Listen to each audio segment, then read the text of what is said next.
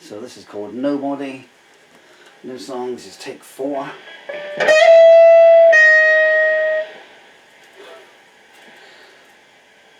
having about shorter songs. I'm so sorry, my thumb is seeing stuff, I just gotta wait for it to come back to life. Unless you want to hear the ballad version. Should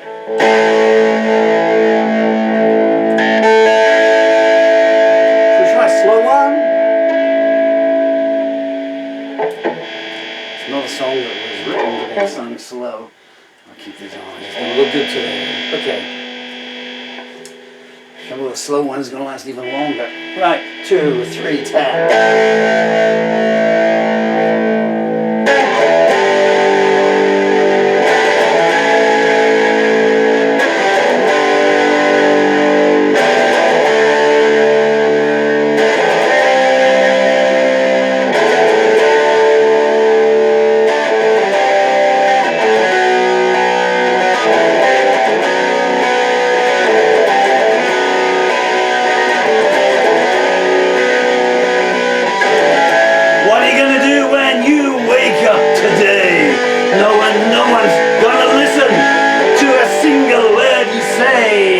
Knowing you're a nobody, a non-entity, noon to night doomed to wallow in self-pity.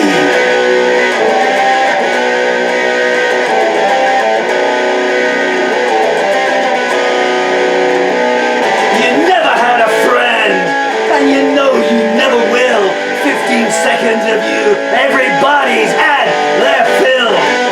No one cares about you. No one gives a damn. Even in your own life, you're an also-ran.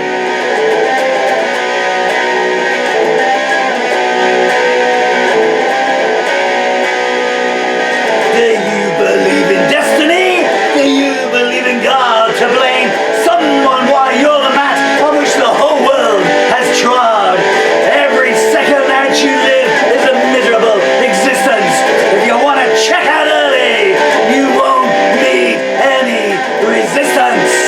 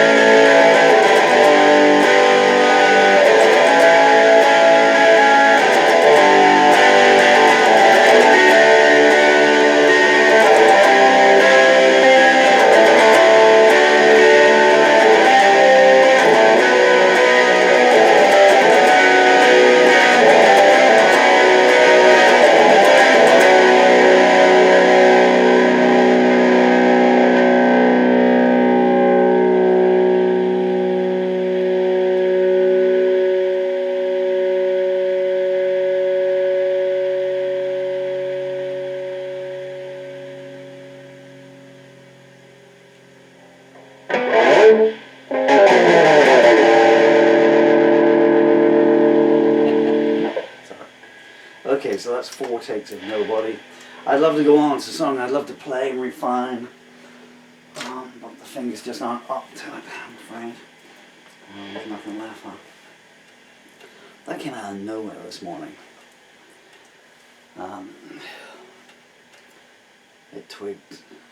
I don't really know what the composition that is. I guess there's a lot of stuff bottled up in there. But yesterday I was doing something. I was talking about a nurse that I met in Yeovil Hospital, and she'd been very nice. Anyway, I'll tell this story in any case. So, I was saying the ambulance crew brought me home yesterday, and the two people in the ambulance crew, they were so nice, and they wheeled me in, got me out of the wheelchair into motor transport here, give me a bottle of water within reach. I've been left in a corridor in Yeovil Hospital for 9.5 hours, virtually naked, freezing cold, and only one person. These people just walk past me. But sometimes people would just stare at you. They would come down and go, and then they go on. You know, there was one really lovely lady in there, and she asked how I was, and I was in a lot of pain. get this man some pain medication, get to your doctor. They never gave me any, they thought it was funny, literally, I could hear them laughing about it. Kevin, did you give him, Mr. Murphy, the pain relief? I couldn't hear what Kevin's answer said. They'd open up the door. And I heard, oh, Kevin, you know, like, oh, what naughty, you know. Let the dirty Irishman sit there in pain. We don't want his sort in our lovely white English hospital.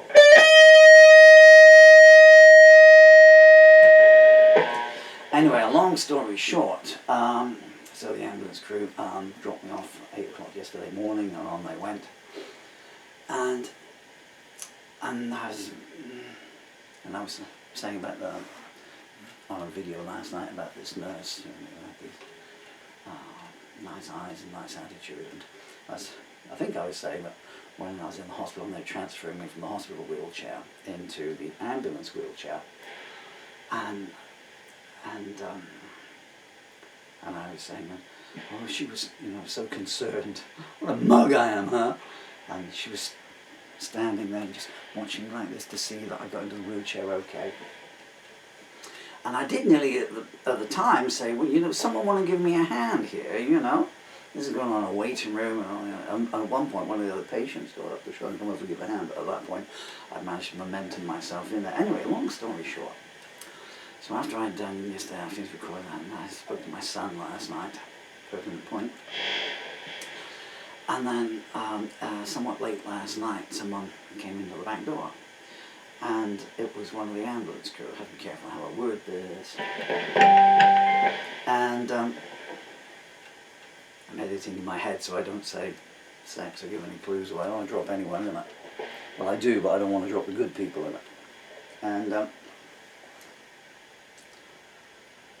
just thought I'd look in on and see.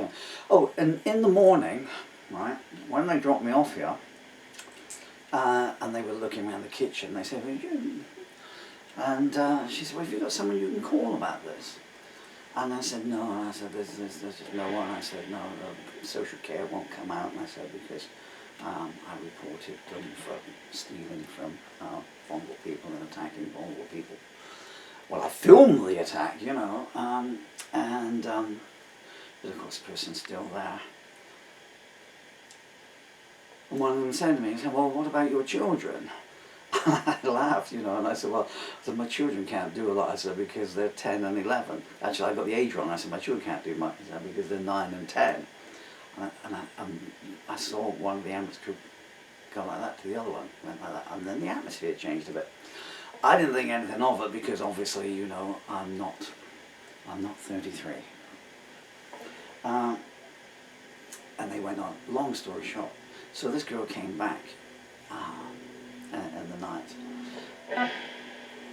So I won't be too specific, but when they saw me, blasted aircraft, the windows are just going like this, you know. When I say windows, a piece of tarp.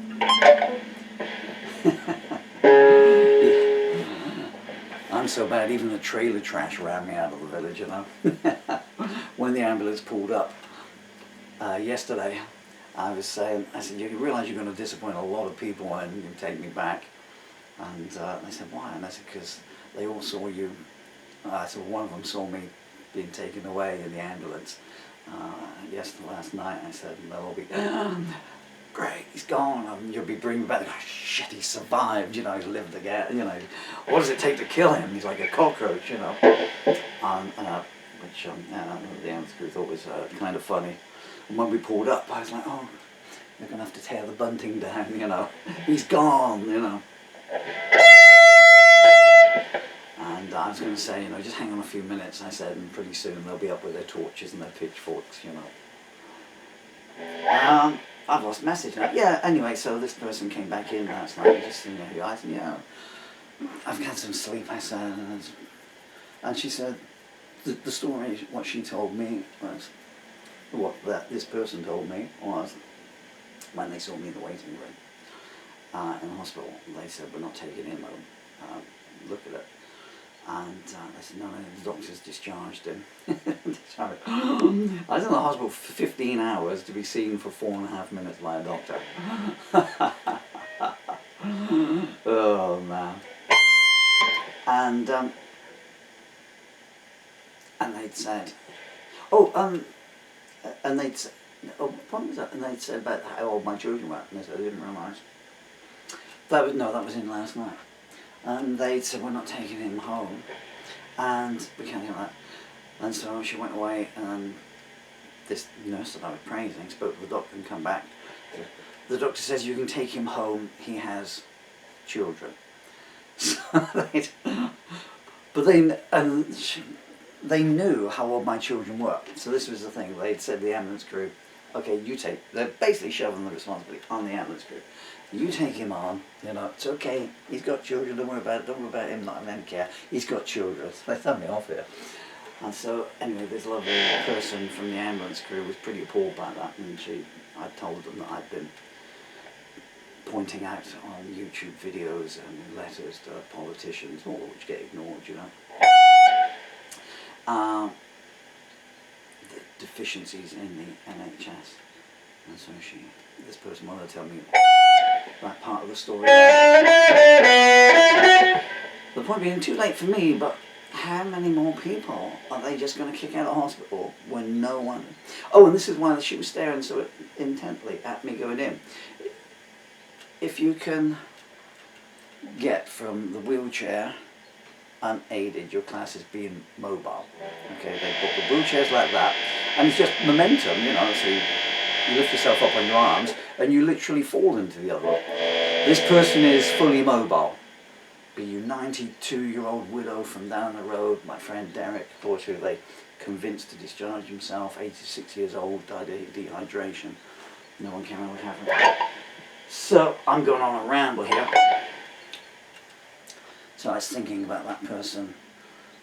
I was just sitting down to watch Modern Family on television, and that came back to me, and I thought, you goddamn nobodies. Boom! Okay, the first line of the song. I'm going to sing it again now, just so you can get on some music. This is your NHS people, and this is what I say, it's no good going to your goddamn politicians. They will not do anything, okay? Oh, what point don't you think, okay, the politicians aren't up to the job of sorting it out? When the waiting list was 500,000, when it was 1 million, when it was 1.5 million, I'm going to keep going, when it was 2 million, when it was 2.5 million, at what point don't you go, they don't know how to do this, because it is now over 8 million people on a waiting list. 8 million people on a waiting list. If that doesn't tell you the last 60 years of governments of every denomination can't sort it out, I don't know what will, okay? So right, your politicians are going to do any good. So when you see them out on their picket lines, leaving babies to die of cancer, when they're not murdering them, holding their placards, do you think that £20 an hour is enough? They don't tell you about the lovely big pension pot that they've all signed for. They don't tell you they signed off on that pay rise, or their union. So get your own banners out. And I just hold them up. Do you think an 8 million waiting list is acceptable? Do you think 6 babies murdered by one of you is acceptable? Do you think that 20,000 people dying in care homes because other people with COVID were sent back to them, etc., etc.? You need, in this country, in Ireland, we don't take any crap. We tell the politicians twice, and if they don't listen after that, well, we make it known.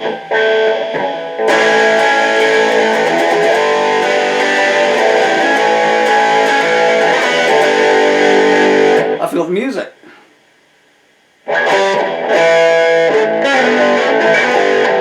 2, 3, 4.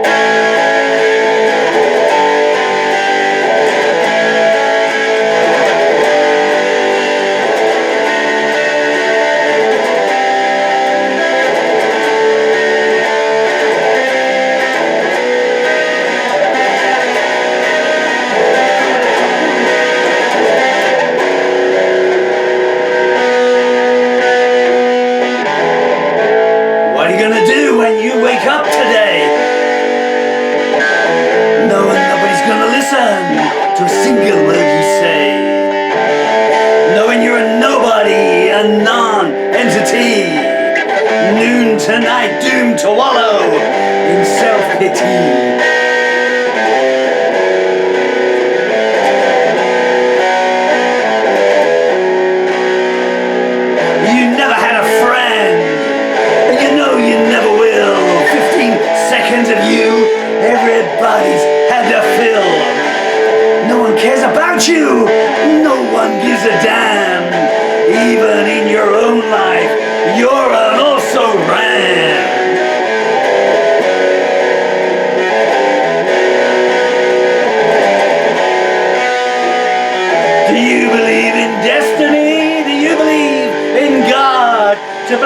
someone why you're the man on which the whole world has trod.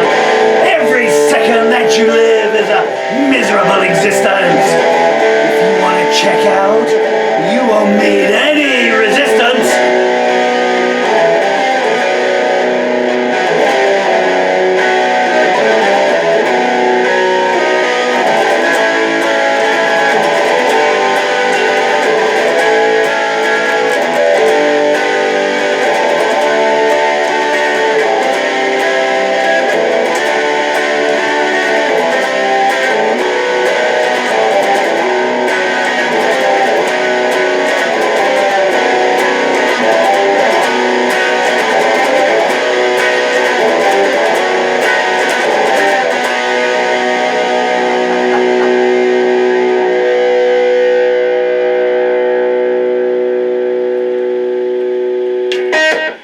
I kind of wish I hadn't done the chatty chat in between the two there. Should have done just the first take. Someone get out of that. Well, that was a piece of fun. I enjoyed it.